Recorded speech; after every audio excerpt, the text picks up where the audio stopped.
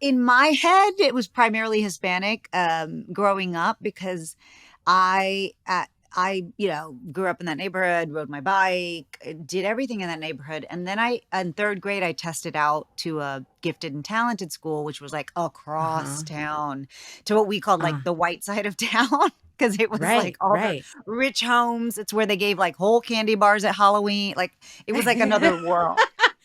And so I had to get bused there because it was so far from my house. Mm. And I just remember that was the first time somebody called me Mexican.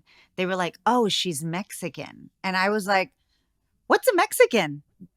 Because I never heard that word because I guess in my neighborhood we were all Mexican. You All know what I mean? Mexican. How old were you? Third grade, so I was like 8. Yeah, I was 8. Wow.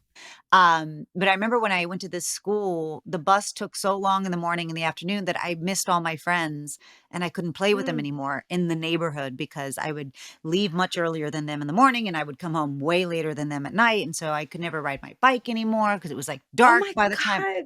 I was horrible. Even I we know this had is like not the a sad same story. experience. No, we had the same experience. Like this is it's so crazy to me because we always talk about how similar we are, but I had the exact I was at the local school in the Bronx and they actually chose to vote about moving the talented and gifted program to the white northern part of the Bronx on a day when my mother and her best friend weren't going to be at the meeting. So they could vote to move the program. And then I started getting bused to the North Bronx, Oh which my was like a gosh. very Italian American community. And it was the first time that like the only kids of color in the school were in special education and talented and gifted.